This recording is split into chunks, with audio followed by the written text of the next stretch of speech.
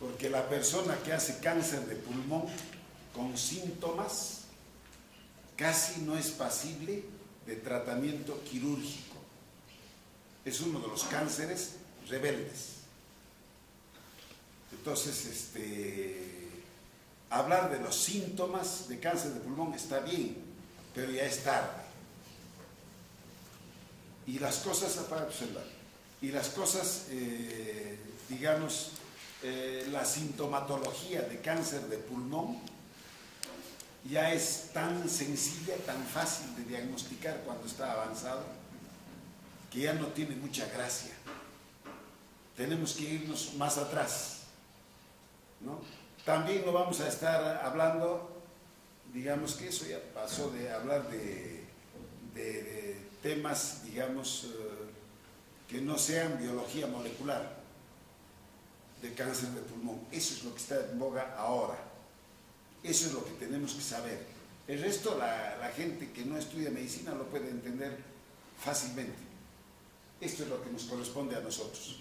Si es que les preguntan, y a eso es lo que yo me preocupo, en los exámenes esos de internado que toman el Pastor Perú, o en el residentado también, si les preguntan de cáncer de pulmón, de esto les van a preguntar. Yo he visto varias pruebas de esas. Sigo viendo esas pruebas. Y esto es lo que se pregunta, ¿no? No le preguntan mucho ya de cáncer avanzado, etcétera. No tiene gracia. A ver, vamos con Andrés.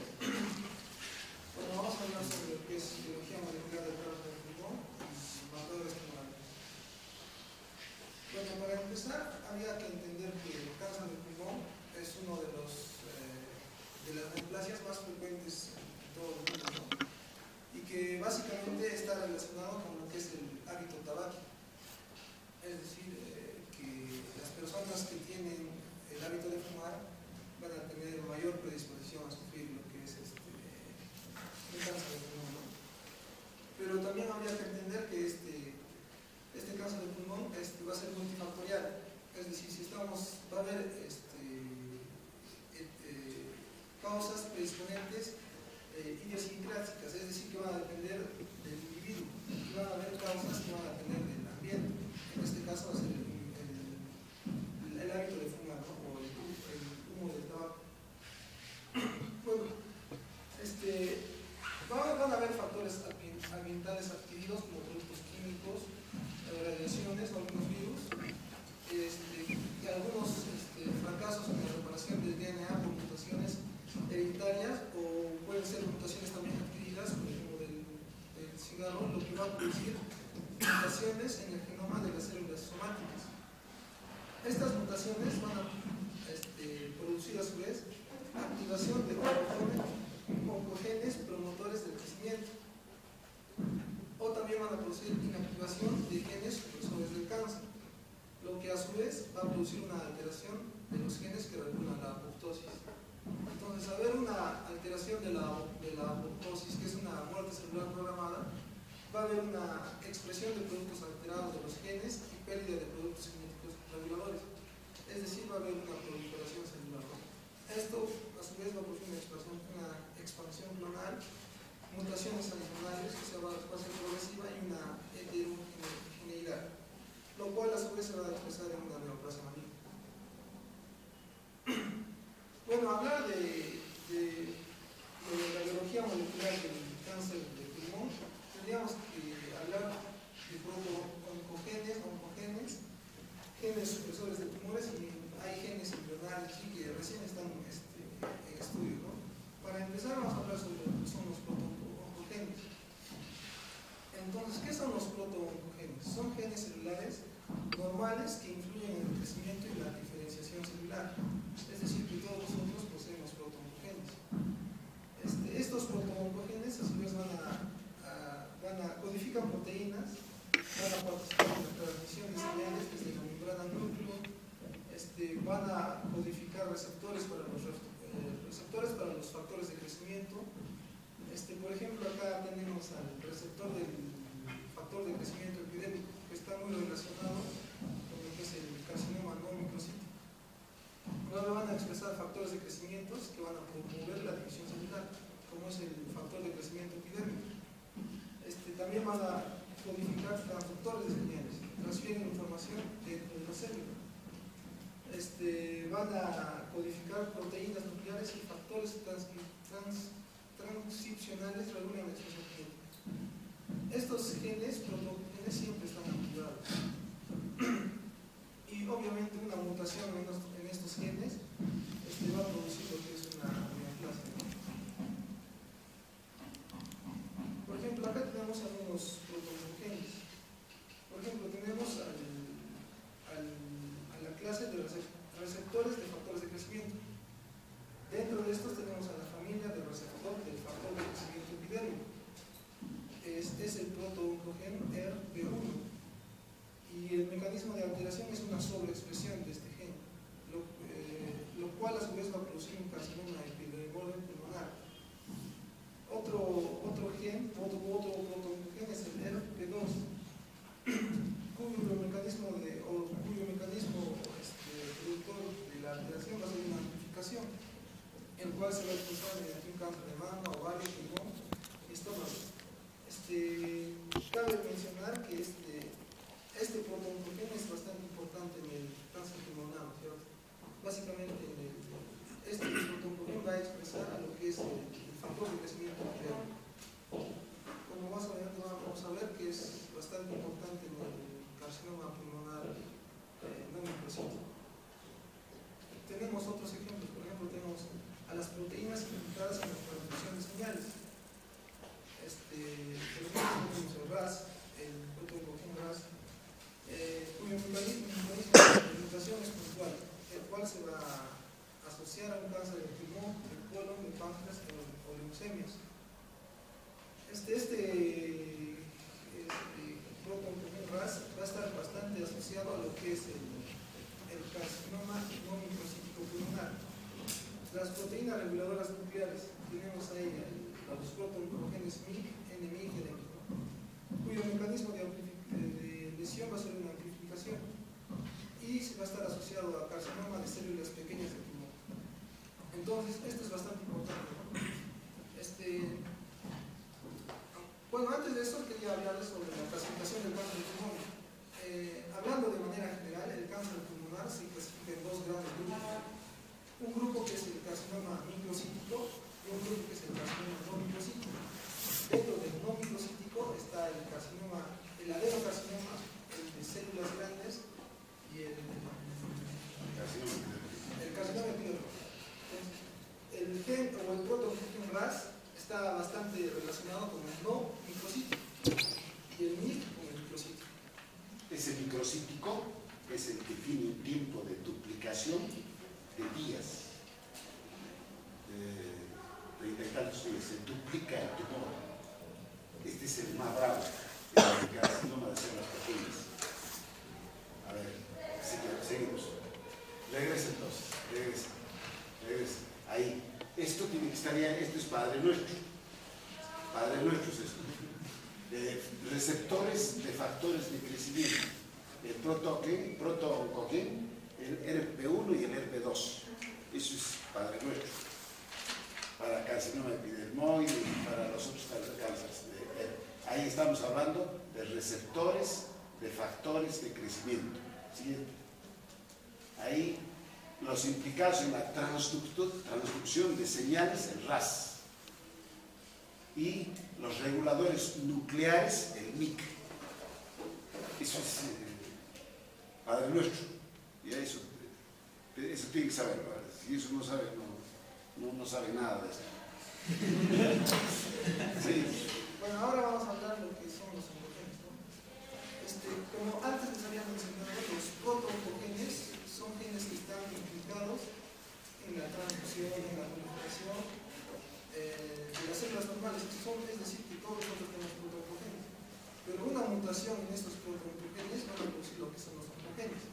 Y cuando se producen los oncogenes van a producir proteínas alteradas o claras que se van a traducir a largo o a corto plazo en lo que es una neoplasia. En acá tenemos, por ejemplo, el receptor del factor de crecimiento epidérmico. Como ya se había dicho, está implicado en el carcinoma escamoso epidermoide. El RAS, en el cáncer de pulmón, colon, páncreas,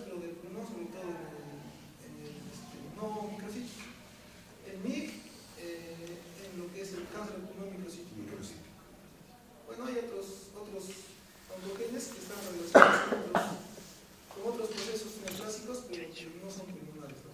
Por ejemplo, el neuroblastoma, cáncer de mama, el red del cáncer de tiroides, el SRC del cáncer de colon. ¿Sí? Y así podríamos encontrar muchos más.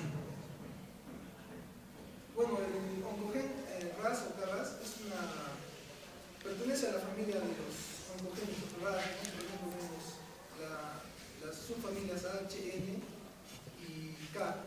Sobre todo el KRAS, porque está incluido, produce 30% de tumores. Una de las mutaciones más precoces en el cáncer de pulmón, inclusive se ha visto que hay genes mutados o oncogenes KRAS en pacientes fumadores que no tienen cáncer. Es decir, que esto nos haría implicar que el humo del tabaco ya produce mutaciones precoces, lo cual a la larga se va a traducir en un cáncer pulmonar. También se dice que afecta en un 30% de los adenocarcinomas. Está muy relacionado con el humo del tabaco. El tipo de mutación que se produce es una mutación específica. Por ejemplo, en podemos ver que hay una mutación puntual, ¿no? En lo que es la guanina y la timina en fumadores. Podría servir para procesos diagnósticos precoces de lo que es el cáncer pulmonar, por eso es la importancia de este oncogen, porque podemos hacer estudios en procesos con esputo y lavados bronquiolares, y si detectamos que está presente este oncogen, podríamos decir que es un paciente que muy probablemente desarrolle un cáncer de pulmón. No se sabe la localización, no hay manera de saber, porque eso es una predisposición. Solamente se puede hacer en el esputo, viene de algún lado, y un lavado broncoalveolar, ¿no? Y va a desarrollar en el futuro, pero todavía no hay localización, ¿no? Ese es un estudio temprano. Seguimos. También se ha visto que puede tener implicancias pronósticas. Se ha dicho que está relacionada con resistencias a quimioterapia y a radioterapia. Que tiene peor supervivencia tras cirugía y posiblemente con mayor mortalidad. Es decir, que si encontramos un oncogen RAS, podríamos decir que es un mal pronóstico para el paciente. Otro oncogen es el receptor del factor de crecimiento epidérmico. Es un receptor de la membrana iosinquinasa. Las mutaciones generan un receptor hiperactivo sobreexpresado que activa el factor de crecimiento, que promueve la angiogénesis, ¿no?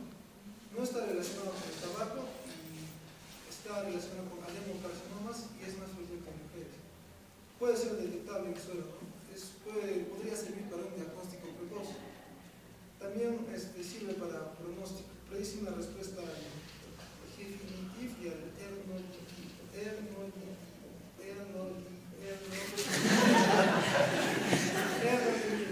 relacionado con el rostro. Se ha visto que aparece este oncogen, el oncogen RAS es peligroso, es decir, no podrían estar los dos al mismo tiempo. El adenocarcinoma es más propio de mujeres, ¿no? El periférico. El central es el carcinoma epidermoide, escamoso. Seguimos. Bueno, otro oncogen importante es el MIG.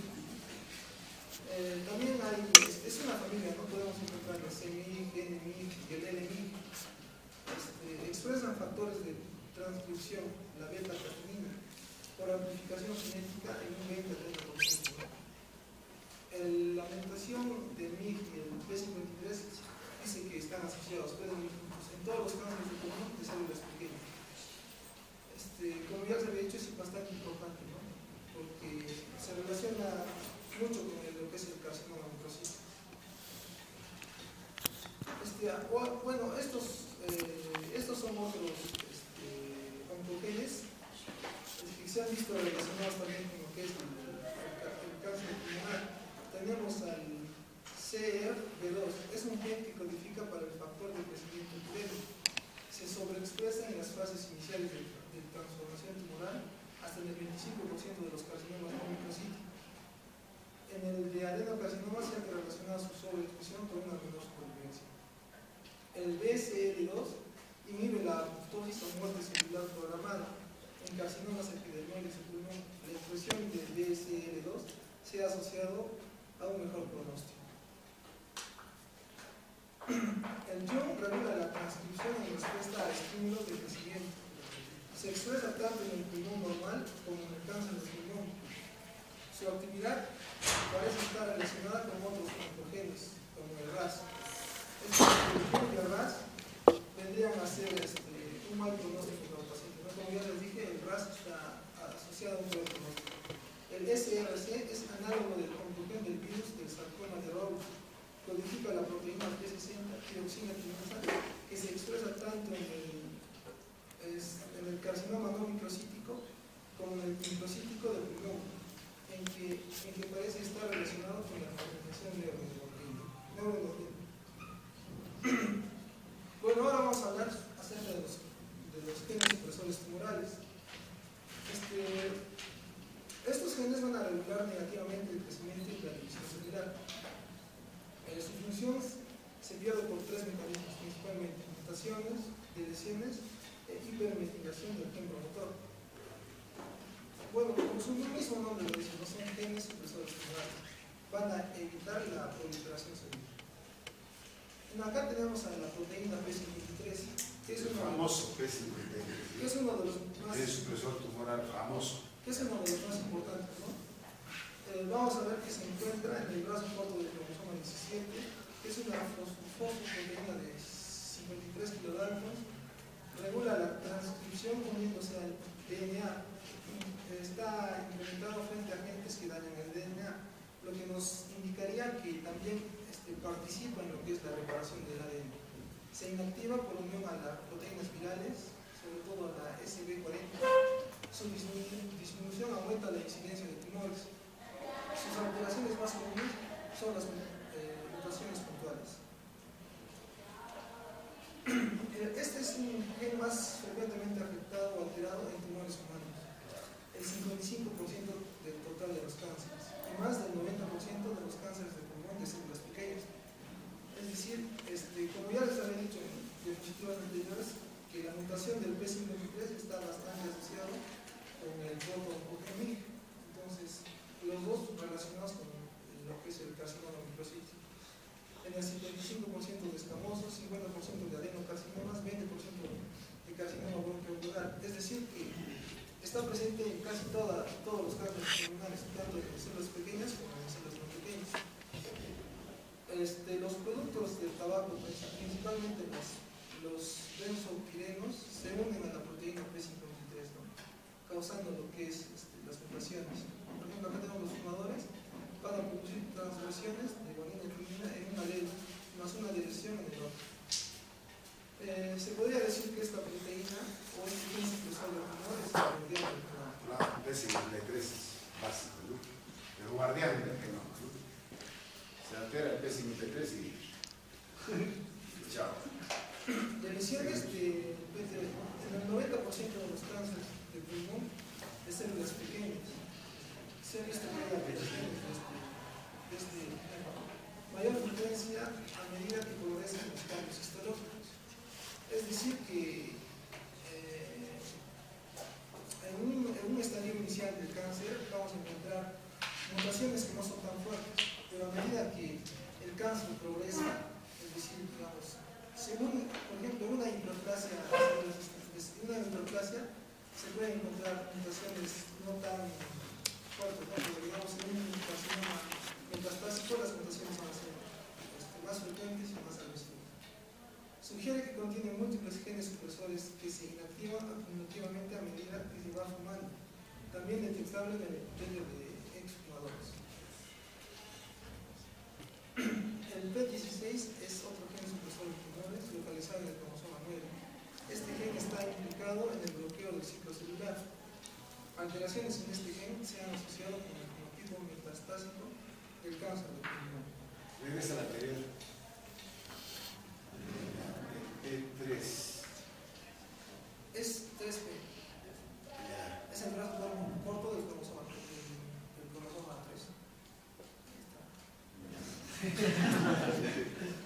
Entonces se ha visto que mutaciones en el brazo corto del cromosoma 3 se asocian sea un 90% de cáncer de células sanguíneas. Perfecto. Siguiente. Y el P16. Está localizado en la información nueva.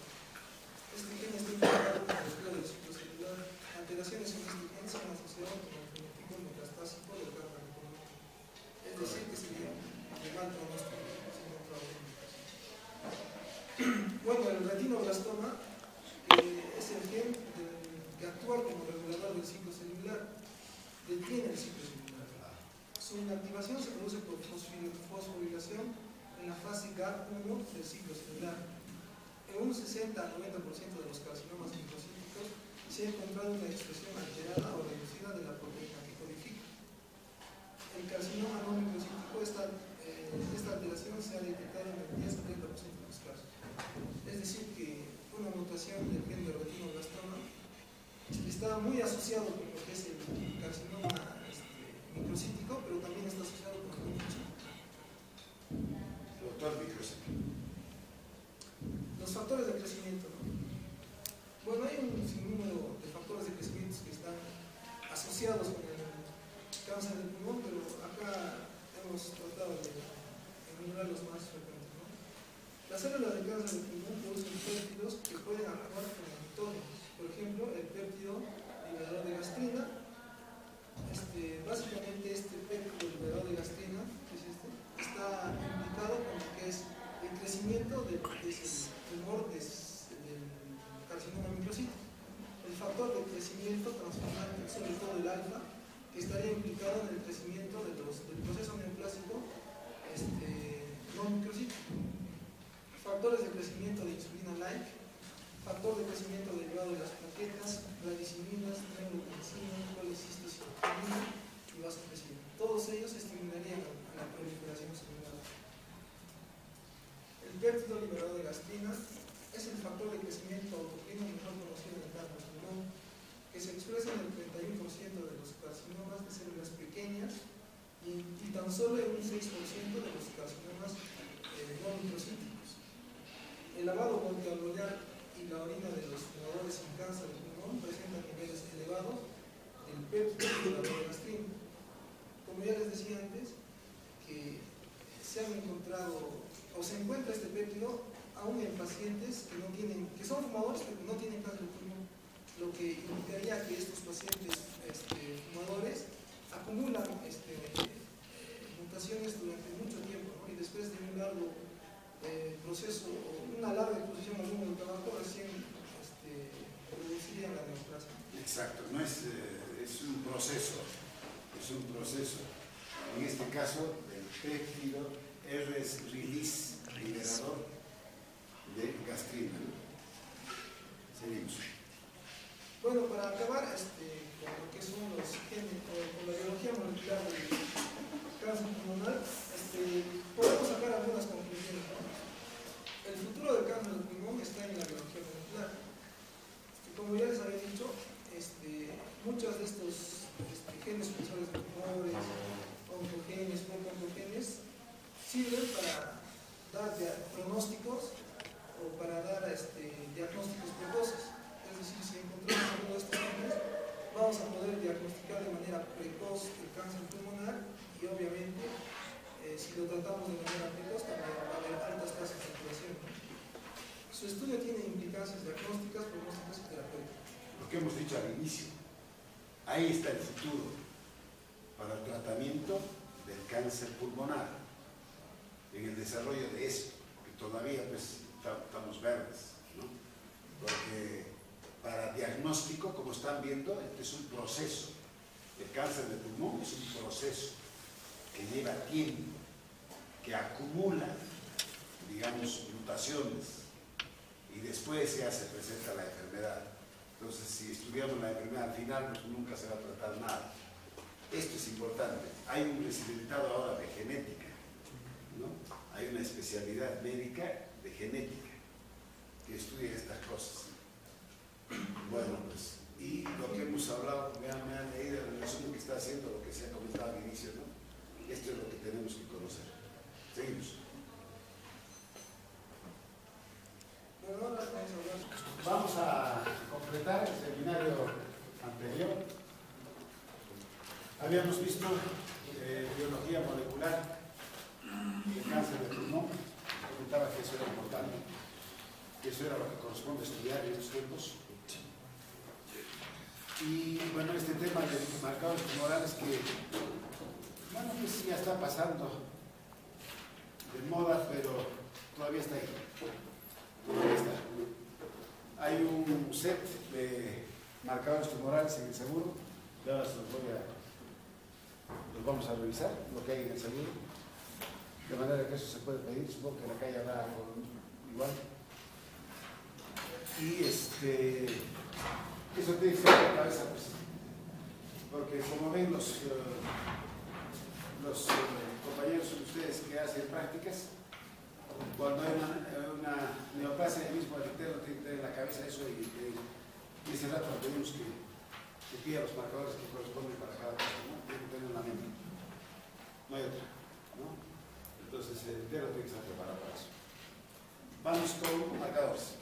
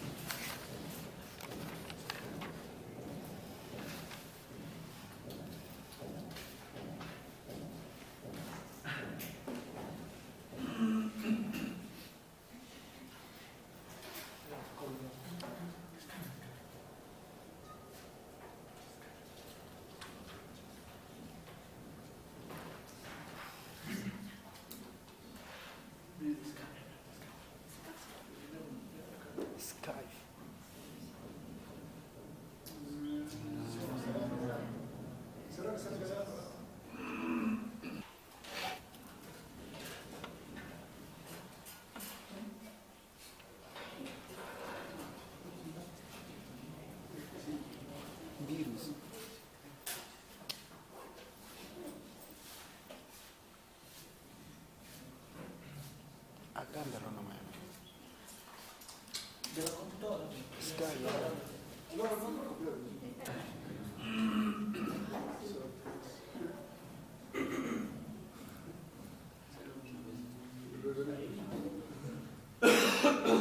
Continuando con la exposición, vamos a hablar acerca de marcadores tumorales, tóraco-abdominales, ¿no?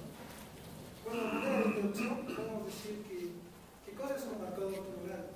Es cualquier sustancia producida por una neoplasia, que esta neoplasia obviamente es reconocible en el suelo del paciente y cuyos niveles se modifican de acuerdo con el volumen tumoral.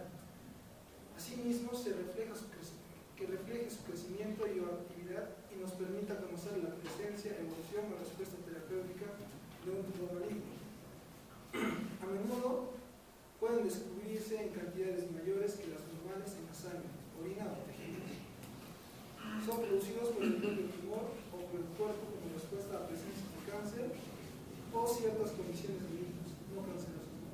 Esto es muy importante debido a que cuando nosotros usamos algún tipo de marcador tumoral en el plasma, y el incremento de los valores normales de este no necesariamente nos van a indicar una neoplasia, ¿no? También pueden estar presentes valores altos de marcadores tumorales en procesos benignos. ¿Para qué nos sirven los marcadores tumorales? Nos permiten evaluar la reacción del cáncer al tratamiento y también a controlar la recaída. Pueden ser útiles en un diagnóstico precoz, nos pueden servir como un indicador diagnóstico para la monitorización de la evolución, respuesta al tratamiento, detección precoz de recidiva. Permiten identificar a individuos con una neoplasia presintomática, lo que representan altas posibilidades de curación. Como ya les decía antes, básicamente es una de las mayores ventajas de los marcadores tumorales, ¿no? Que pueden identificar o hacernos sospechar de una neoplasia presintomática. En pacientes con alto riesgo, pacientes con antecedentes familiares de cáncer, en pacientes con alteraciones no diagnósticas, pero con una posibilidad de marcador tumoral, es decir, un paciente asintomático con una ecografía, una tomografía, una resonancia magnética, que son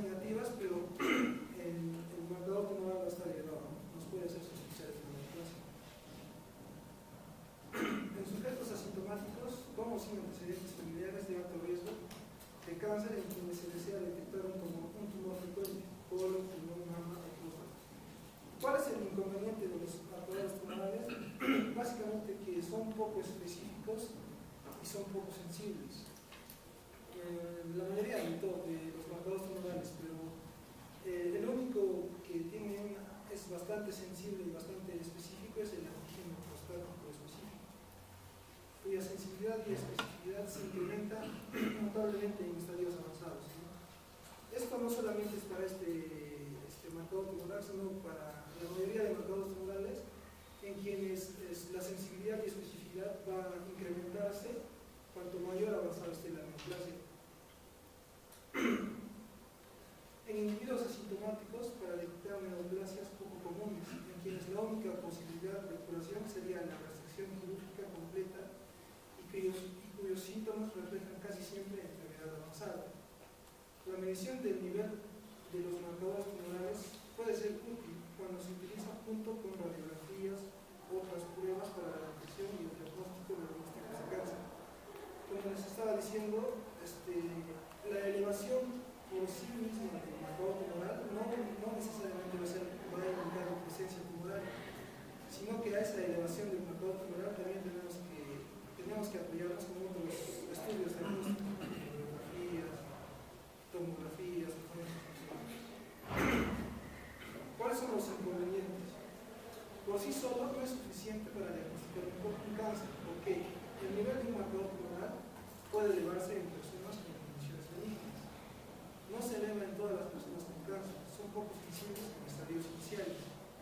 No son específicos a un tipo particular de cáncer. El nivel de un marcador tumoral puede aumentar como consecuencia de más de un tipo de cáncer. Como más adelante vamos a ver, un marcador tumoral puede indicarnos diversas neoplasias, no solamente una. ¿Y cómo debemos evaluar correctamente el resultado de un marcador? Primero, si obtenemos valores altos de un marcador tumoral, habría que descartar una patología benigna. Las hepatopatías e insuficiencia renal son causas frecuentes de falsos positivos de marcadores con alterarse su catabolismo y o depresión. Niveles séricos del marcador y estudio secuencial del marcador, es decir, que con una sola toma no vamos a pensar que el paciente tiene una neoplasia, sino que hay que hacerle secuencialmente estudios de marcadores tumorales. Bueno, este es un cuadro que nos resume los tipos y la clasificación de marcadores tumorales. Pueden ser antígenos oncofetales, como el antígeno carcino embrionario, glucoproteínas como el antígeno específico de la próstata, enzimas como la lactato desoxigenasa, hormonas como la serotonina y las catecolaminas, proteínas séricas como la tiroglobulina, la ferritina, etc. Bueno, el antígeno prostático específico está presente en concentraciones bajas en la sangre de todos los varones adultos. Es producido tanto por células normales como anormales de la próstata. El valor normal es de 4 nanogramos por mililitro y puede estar incrementado estos valores en la prostatitis, en la hiperplasia prostática benigna y en el cáncer de próstata. Como podemos ver, es bastante específico para la próstata, ¿no?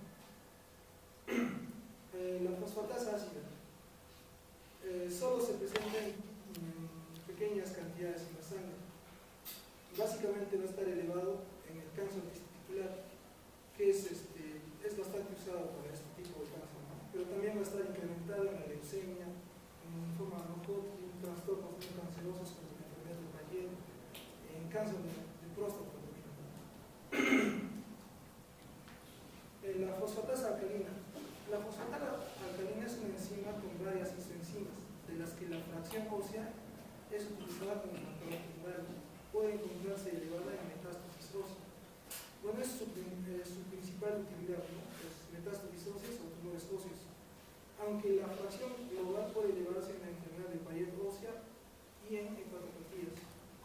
Cuando la fracción ósea está por encima de 20 unidades internacionales de núcleo, existe una muy alta probabilidad de cáncer prostático, metastásico a óseo. El CA125 Básicamente su utilidad es en el cáncer ovárico, pero también puede estar presente en otros tipos, ¿no? Como el cáncer de cervix, el cuerpo uterino, páncreas, hígado, colon, mama, pulmón y del tracto digestivo. Y hay otras anomalías o alteraciones no neoplásicas de las mismas, en las que también puede estar incrementado, por ejemplo, la endometritis, la enfermedad pélvica inflamatoria, la peritonitis, la pancreatitis, las hepatopatías, la pleuritis. En la menstruación y en el embarazo también podemos encontrar niveles elevados del CA125, pero su principal utilidad es el cáncer ovárico. El antígeno carcinoma embrionario básicamente es usado o utilizado para el carcinoma colorectal. La determinación preoperatoria del antígeno carcinoma embrionario y del CA19-9 tienen un valor pronóstico siendo independiente del estudio del virus. La detección precoz de recidiva con una sensibilidad que oscila entre el 60 y 89%. La respuesta de los pacientes con enfermedad avanzada, donde la sensibilidad del antígeno carcinoma embrionario es superior al 90%. Pero no solamente va a estar presente en el carcinoma colorectal, sino también va a estar presente en el linfoma, cáncer de pulmón, páncreas, estómago, cuello de útero, vejiga, riñón, tiroides, hígado y ovario. Pero también en otras patologías no cancerosas como la enfermedad inflamatoria del intestino, pancreatitis, hepatopatías, inclusive el uso del trabajo. En los niveles más elevados, el antígeno carcinoma embrionario suele encontrar en los adenocarcinomas de pulmón con una sensibilidad que oscila entre 40 y 80%. Es decir, que niveles muy altos del antígeno carcinoma embrionario podrían hacernos sospechar en un adenocarcinoma de pulmón. La alfa-fetoproteína normalmente es producida por un feto en desarrollo. Los niveles empiezan a disminuir poco después del parto y normalmente no se detecta en la sangre de las personas sanas, excepto durante el embarazo. Un nivel elevado de alfa-fetoproteína nos haría sospechar principalmente en un cáncer primario de hígado o en cáncer de células germinales del ovario o testículo. Muy rara vez los pacientes con otros tipos de cáncer, por ejemplo el cáncer de estómago, tienen niveles elevados de alfa-fetoproteína. Hay trastornos no cancerosos que pueden llevarla, como la cirrosis o la hepatitis. La gonadotropina coriónica humana normalmente es producida por la placenta durante el embarazo. Se utiliza a veces como una prueba de embarazo. Una detección alta de la gonadotropina coriónica humana nos haría sospechar en un coliocarcinoma. También puede indicar la presencia de cáncer en el testículo, ovario, hígado, estómago, páncreas y el pulmón. Se eleva en el embarazo y con el uso de marihuana. El CA19-9 es el marcador principal en el cáncer de páncreas. Se incrementa también en pacientes con colestasis, si bien las concentraciones son en general inferiores a 500 unidades por microlitro. También en pacientes con cáncer de estómago y colorectal, pero principalmente en cáncer de páncreas. El CA15-3 se usa primordialmente para seguir el curso del tratamiento en las mujeres diagnosticadas con cáncer de mama en una forma avanzada. La determinación secuencial del antígeno carcinoma embrionario del CA15-3 permite detectar precozmente antes que otros métodos de imagen alrededor del 70% de las metástasis con una especificidad del 29%. Pero también el CA15-3 va a estar elevado también en cáncer de ovario, pulmón y de próstata, y procesos no cancerosos como el embarazo y la lactancia. El CA27-29 se encuentra en la sangre de la mayoría de las pacientes con cáncer de mama. Se usa para vigilar la posible recaída en las mujeres con cáncer de mama en estadios 2 y 3 previamente tratadas. También para cánceres del colon, estómago, riñón, pulmón, ovario, páncreas, útero e hígado, pero principalmente cáncer de mama. La deshidrogenasa láctica se encuentra en todo el cuerpo. Casi todo tipo de cáncer, así como muchas otras enfermedades, pueden alcanzar un nivel elevado de deshidrogenasa láctica. Puede utilizarse para supervisar el tratamiento de algunos cánceres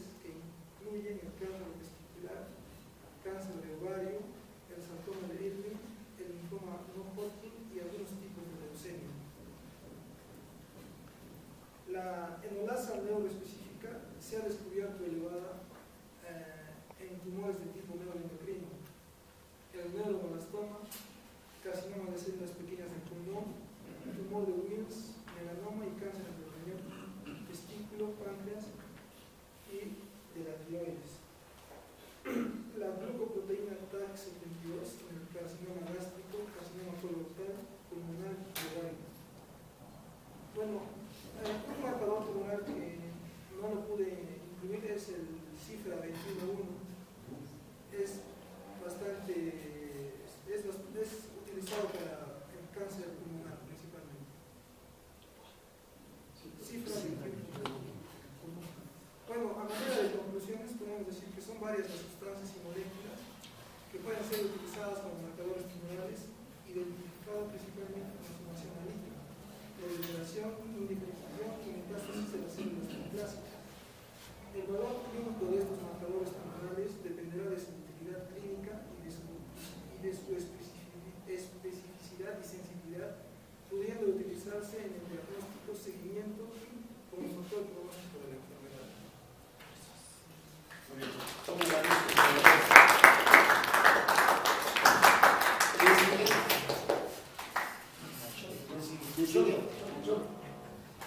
Voy poniendo tu...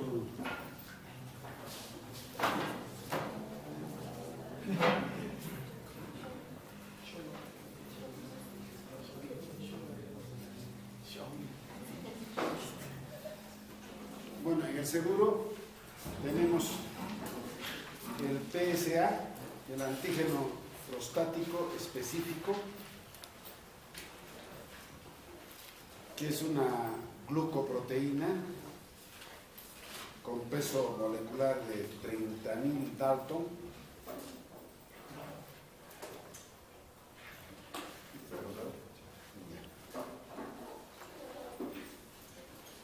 Y como han visto, es un marcador tumoral con alta especificidad, ¿no es verdad?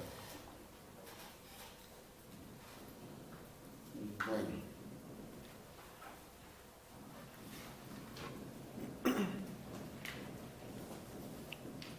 El otro es el antígeno carcino embrionario que está disponible en seguro, que es una glucoproteína de 180.000 Dalton, que pertenece al grupo de los antígenos carcinofetales que se producen durante el periodo embrionario y fetal. Y la indicación principal de este antígeno carcino embrionario es el control de la evolución, no el diagnóstico, es más que nada el control de la evolución y la monitorización del carcinoma colorectal. Con eso uno monitorea, no es diagnóstico evidentemente, sino monitorea, ¿no? Sin embargo, colorectal, sin embargo no se recomienda para el screening, ya hemos visto lo que es screening de tumores en la población en general, o sea, nadie se le va a ocurrir hacer una tesis, digamos, para hacer diagnóstico de carcinoma colorectal dosando este antígeno carcino embrionario en una población cerrada. Bueno,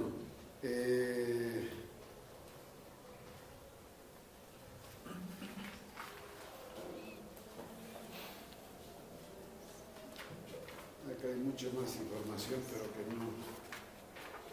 no es el caso.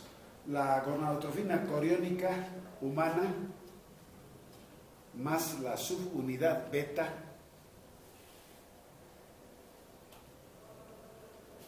esta gonadotrofina pertenece, al igual que la LH, que la FSH y la TSH, a las glucoproteínas y consiste en dos subunidades, las cadenas alfa y beta, que están asociadas en la hormona intacta. La cadena alfa es casi idéntica en las 4 hormonas que hemos mencionado, glucoproteicas, mientras que la cadena beta es la responsable de las diferentes funciones hormonales específicas. La beta, por eso es que se trabaja con la beta. En realidad esta gonadotrofina coriónica humana se compone de isohormonas que presentan la misma actividad biológica, pero varían en sus pesos moleculares. Ustedes saben que la función biológica es el mantenimiento del cuerpo lúteo durante el embarazo y la producción de esteroide. Y esta hormona en el suero de embarazadas se mantiene en forma intacta. La medición de la concentración de la HCG permite el diagnóstico de embarazo, inclusive una semana tras la concepción. En el primer trimestre del embarazo es importante porque sirve para diagnosticar muchas enfermedades. Por ejemplo, el inicio de coriocarcinomas, las molas hidatiformes, los embarazos múltiples. En todo caso, los valores disminuidos en la gestante indican amenaza de aborto, aborto incompleto, embarazo ectópico, gestosis o muerte intrauterina. Los pacientes con distintos tumores, como los de células germinales, ováricos, vesicales, vejiga, pancreáticos, gástricos, pulmonares, hepáticos, pueden tener HCG elevada y ahí no hay embarazo, sino que hay esos diagnósticos. Muy bien.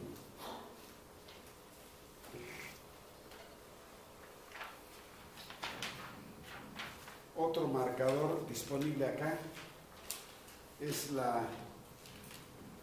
alfa-fetoproteína.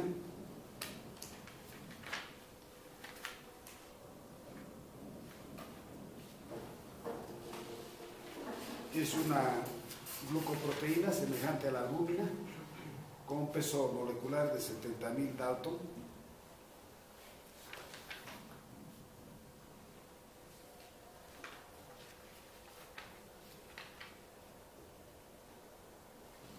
Y en este caso, elevados indican la presencia de carcinoma primario de células hepáticas,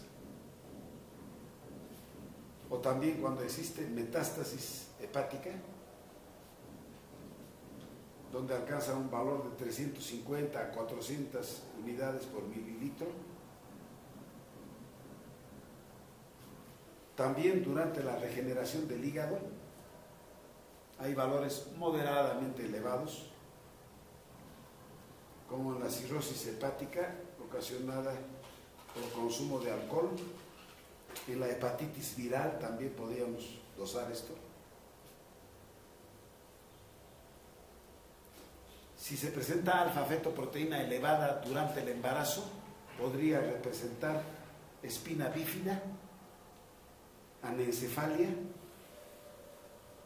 otra vez atresia esofágica o gravidez múltiple. Como ven, el ámbito, la aplicación de alfa-feto es grande.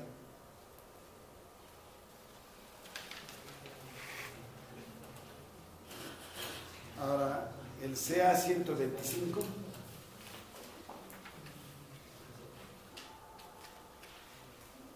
es otro test inmunológico para la determinación en suero y en plasma, y está en, habrá que recordar, este CA125 en cáncer primario de ovario. Básicamente no conversas.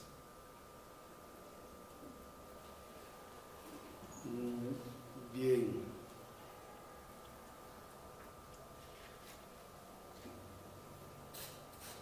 En este caso, este CA125 pertenece al grupo de marcadores definidos como hibridomas. El determinante antigénico, CA125, se encuentra en una glucoproteína de 200 kilodalton y es una estructura proteica con cadenas laterales asociadas con carbohidratos.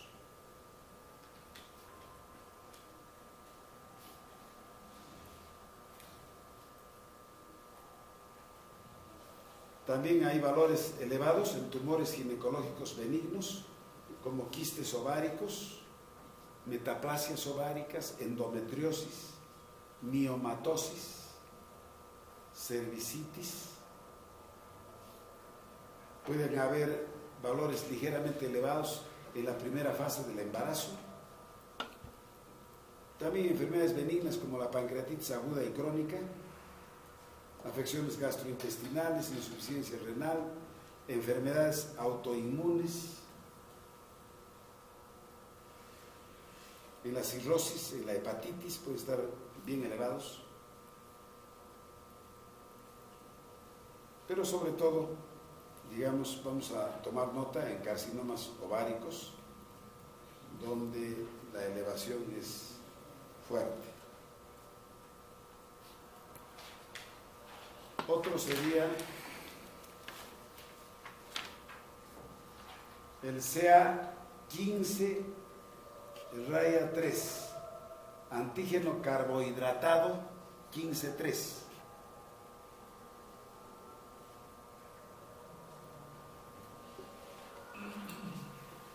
Y sirve para la detección precoz de recidivas en pacientes con carcinoma de mama tratados, sobre todo los estadios que hemos visto 2 y 3,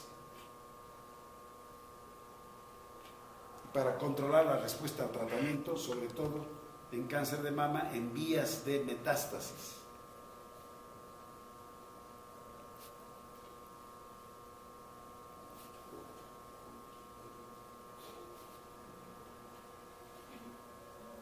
Bueno, acá hay datos ya muy finos. Ese es el CA15-3, ¿no? El CA19-9, antígeno carbohidratado 19-9,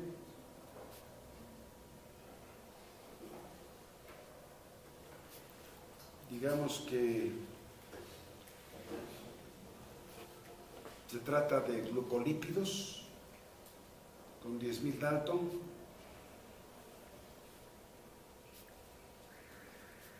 y que sirven para el 19-9, ojalá que podamos recordar, para el reconocimiento precoz de cáncer pancreático, ¿no? Como el de, me dicen, ¿no? Ojalá, pobrecito, este descanse con que tiene un carcinoma pancreático. En el carcinoma hepatobiliar también hay una elevación, como en el carcinoma gástrico, colorectal,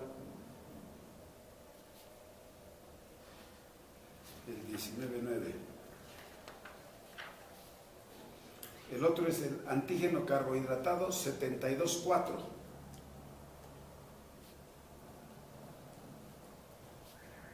Que se da en afecciones benignas como pancreatitis, cirrosis hepática, etc. Y también en el carcinoma gástrico, en el carcinoma ovárico y en el carcinoma colorectal.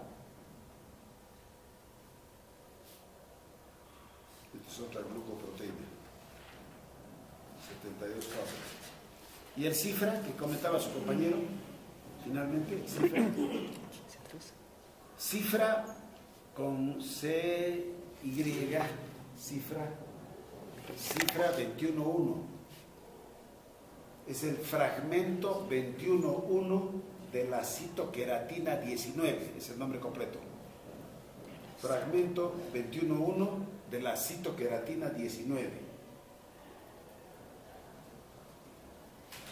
Estas citoqueratinas en realidad son proteínas estructurales que forman subunidades de los filamentos epiteliales intermedios.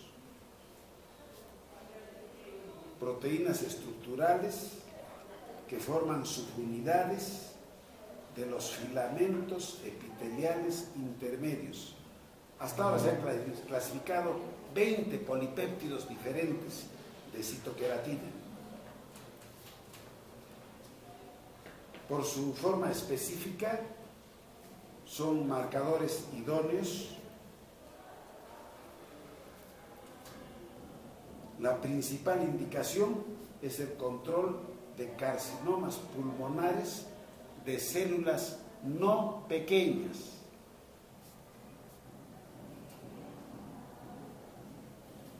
También sirve para ver la evolución de tumores vesicales, vejiga, músculo invasores.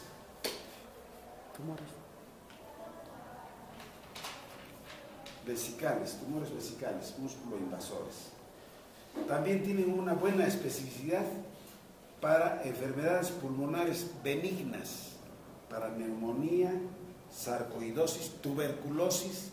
Pueden pedir en tuberculosis cifra 21.1, bronquitis crónica, asma, enfisema.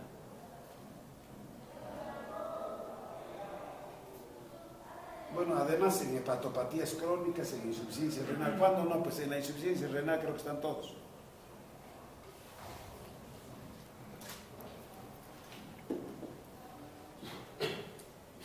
Y estos valores de cifra no varían, dice acá, según el sexo, edad, hábito de fumar, ni durante el embarazo.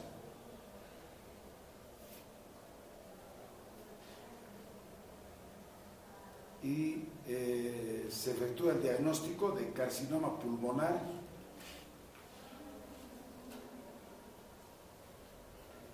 ya pues con el marcador además de ensayos clínicos, endoscópicos, imagenología, hallazgo intraoperatorio. Si hay un nódulo pulmonar difuso que se acompañe de cifra 21.1 mayor de 30 nanogramos por mililitro, hay gran posibilidad de carcinoma bronquial primario. Es clásico, es común relativamente encontrar en las placas de tórax un nódulo pulmonar en jóvenes o en mayores. Entonces se dice que uno observa el nódulo, que si mide menos de 3 centímetros y la persona es joven, hay que evolucionar con imagenología, en fin, ¿no? Pero si es mayorcito ya no. Y eso puede ser tuberculosis, puede ser cáncer, etc. Hay un set para los TACAR, para la tomografía de alta resolución, digamos, hay un set para evaluar eso, estudiar los nódulos que a la persona pues la ponen en, ¿qué le digo?, en zozobra, ¿no? Que no se sabe qué es. Es el famoso coin shadow, es imagen, sombra en forma de moneda en la placa de tórax. Es un hallazgo que se da. Entonces, un estudio más sería esto, dosar cifra 21.1 y ver si tiene cifras mayores de 30 nanogramos por mililitro, que indicarían con gran posibilidad, una gran posibilidad de carcinoma bronquial primario. Entonces ya la conducta es diferente. Ese es el famoso cifra 21.1. Bueno, hay mucho que hablar.